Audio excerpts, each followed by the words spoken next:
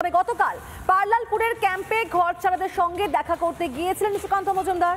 ঘর ছাড়া মা বোনেদের কাছ থেকে শুনলেন তাদের অত্যাচারের কথা আর হাড় হিম করা অভিজ্ঞতার কথা বলতে গিয়ে সুকান্ত মজুমদারের সামনে কেঁদে ফেললেন তারা।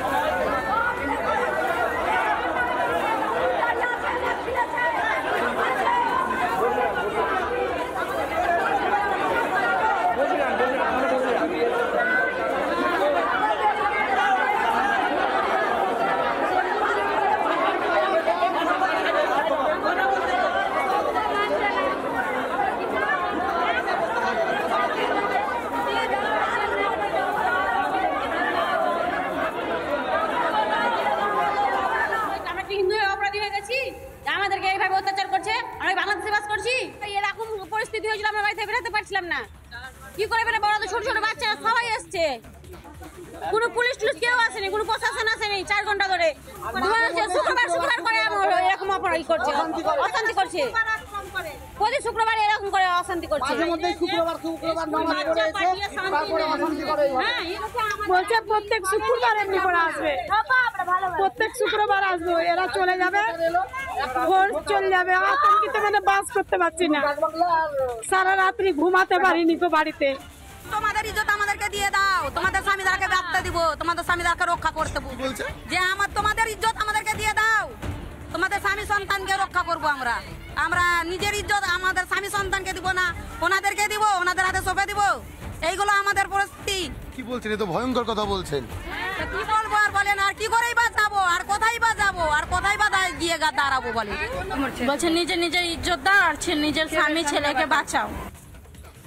তোমাদের ইজ্জত আমাদেরকে দিয়ে দাও, তোমাদের স্বামীদেরকে বাঁচতে দিব, তোমাদের স্বামীদেরকে রক্ষা করতে বলছে যে তোমাদের ইজ্জত আমাদেরকে দিয়ে দাও, তোমাদের স্বামী সন্তানকে রক্ষা করব। আমরা নিজের ইজ্জত আমাদের স্বামী সন্তানকে দিব না, ওনাদেরকে দিব, ওনাদের হাতে সঁপে দিব। এইগুলো আমাদের পরিস্থিতি। কি বলছেন? এ তো ভয়ঙ্কর কথা বলছেন। কি বলবো আর বলেন, আর কি করেই বা যাবো, আর কোথায় বা যাবো, আর কোথায় বা গিয়ে দাঁড়াবো বলে। বলছে নিজের ইজ্জত দাও আর নিজের স্বামী ছেলেকে বাঁচাও। অশান্তির আগুনে জ্বলছে বাংলা, ভয়ঙ্কর অবস্থা মুর্শিদাবাদে একাধিক এলাকায় হিংসা এবং অশান্তির বাতাবরণ। অশান্তি মোকাবিলায় মোতায়েন রয়েছে কেন্দ্রীয় বাহিনী, কিন্তু সাধারণ মানুষের অবস্থা, তাদের অবস্থা অত্যন্ত খারাপ এবং তারা এই মুহূর্তে তাদের ভিটেমাটি ছেড়ে একেবারে অন্য জায়গায় গিয়ে আশ্রয় নিচ্ছেন।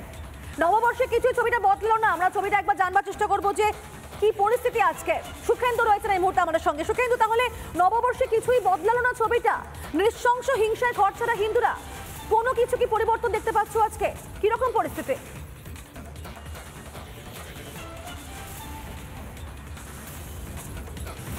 দেখো পিউ, যে কথাটা তুমি বললে যে নববর্ষ, সেটা হয়তো পামর বাঙালির একটা দিন নববর্ষ, কিন্তু মুর্শিদাবাদ বা মালদায় যদি আমরা এসে দেখি তাহলে এই শব্দটা বোধহয় এদের কাছে আজকের দিনে একেবারে বলছে খুব অচেনা লাগতেই পারে। কারণ আমরা দেখেছি যে অশান্ত মুর্শিদাবাদ থেকে একাধিক মানুষ তারা এক কাপড়ে ভিটে মাটি ছেড়ে সব কিছু দিয়ে এই পল্লালপুরের হাই স্কুলে রিফিউজি ক্যাম্প অর্থাৎ উদ্বাস্তু ক্যাম্পে তারা আশ্রয় নিয়েছে এবং সেখানে তাদের মুখে শুধুমাত্র হাহাকার শোনা যাচ্ছে।